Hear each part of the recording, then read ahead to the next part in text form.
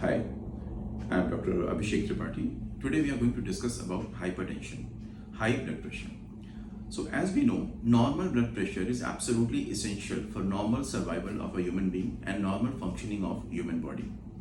But when this blood pressure goes high, then we call it hypertension or high blood pressure.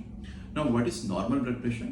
Upper blood pressure up to 120 is considered as normal and lower blood pressure around 80 is considered as normal. So upper blood pressure को हम systolic blood pressure भी कहते हैं और lower one को हम diastolic blood pressure भी कहते हैं। जब ब्लड प्रेशर हमारा 120 130 तक हम उसको नॉर्मल कंसिडर करते हैं। More than 130 less than 140 we call it pre hypertension and more than 140 we call it hypertension. इसी तरह से लोअर ब्लड प्रेशर में अप टू 80 हम उसको नॉर्मल कंसिडर करते हैं।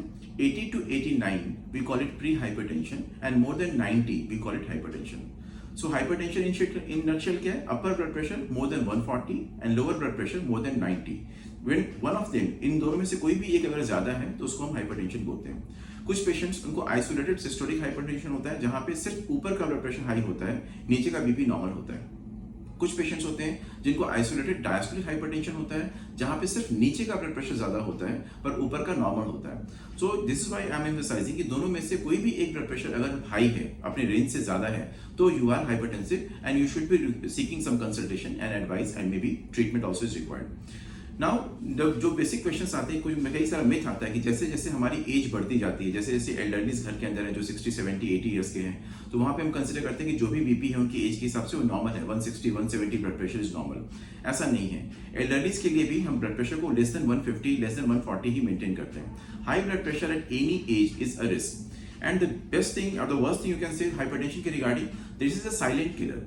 इसके कोई सिम्टम्स नहीं होते। 90% patients with hypertension they don't have any symptom. आप 150 160 170 180 बीपी के साथ आप घूमते रहते हो, कोई भी सिम्टम आपको नहीं होता और इंसिडेंटली पता चलता है कि आपको ब्लड प्रेशर था।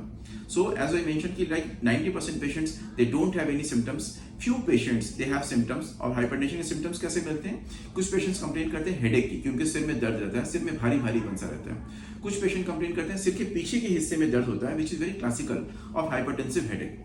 कुछ पेशेंट कंप्लेन करते हैं कि उनको देखने में डिस्टर्बेंस आ रहा है पिछले कुछ दिनों से, विजुअल डिस्टर्बेंस है या ब्लरिंग ऑफ विजन है, वो अपने आंख चेक कराते हैं, आंख की सारी फाइंडिंग नॉर्मल निकलती है। इन दोज पेशेंट्स अपना ब्लड प्रेशर भी चेक कराना चाहिए।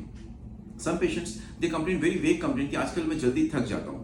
जहाँ ऑफिस में या घर का मैं जो शाम तक रूटीन काम जब कर सकता था या कर सकती थी, अब मैं वो रूटीन काम करने में आसानी से थक जाती हूँ। So easy fatigability and easy tiredness, this is also very early symptom of hypertension. So in this patients एक बेसिक ब्लड प्रेशर का चेकअप हमारा करना चाहिए। कुछ पेशेंट चक्कर आने की कंप्लेन करते हैं कि सिर घूमता है, चक्कर सा आता है, so this also can be symptom of hypertension. पर ये सारे सिम्टम्स सिर्फ 10% पेशेंट में मिलते हैं। 90% patients they are absolutely asymptomatic और उनके अंदर बीपी का कोई भी सिम्टम नहीं होता है। और ऐसे पेशेंट्स में इंसिडेंटली जब वो डॉक्टर के पास किसी और परेशानी के लिए जाते हैं, वहां बीपी चेक करने पे इंसिडेंटली पता चलता है कि आपको ब्लड प्रेशर है और आपको शायद लंबे समय से बीपी था। अब अगर लंबे समय से आपको बीपी था और अगर आपने उसकी कोई चेकअप नहीं कराया है या उसकी दवाई नहीं खाई है, तो उसके नुकसान क्या होते हैं? Even though hypertension is silent but it is a killer.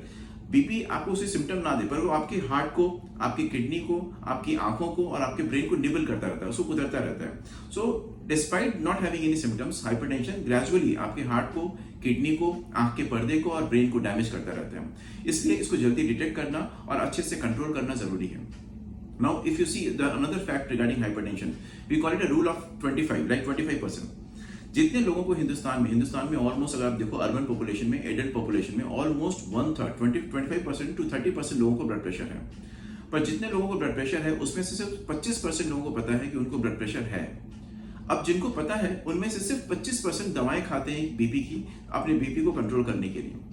जितने लोग दवाएं खाते हैं उनमें से सिर्फ 25% है जिनका बीपी कंट्रोल रहता है। तो अगर आप देखो कि 100 का नंबर अगर है जहां पे उनको ब्लड प्रेशर है, उसमें से 25 को पता है कि उनको बीपी है, 25 उसमें से दवाएं खाते हैं और उसके भी 25% मींस अराउंड 6 to 7% पेशेंट जो है उनका बीपी अच्छे से कंट्रोल रहता है, which is a very very bad figure. Because उसके अलावा जितने लोग हैं, जितने हमारे बाकी 90% लोग हैं, उनका ब्लड प्रेशर अनडिटेक्टेड, अनकंट्रोल रहता है और उनमें बाकी हार्ट के दूसरे कॉम्प्लिकेशन निकलने की परेशानी रहती है। अगर ब्लड प्रेशर आपका लंबे समय तक हाई रहता है, हाइपरटेंशन रहता है, जिसको आप कंट्रोल नहीं करते हो, तो उसमें एंड रिजल्ट क्या नहीं करता है? हाइपरटेंशन के कारण हार्ट अटैक होता है, हाइपरटेंशन के कारण हार्ट फेल होता है, हाइपरटेंशन के कारण वाल्व की परेशानी निकल के आती है, उसके कारण आपकी किडनी खराब होता है, किडनी पूरी तरह खराब हो सकती है, उसके कारण आंख के पर्दे पे परेशानी होती है, उसके कारण पैरालिसिस लकवा हो सकता है।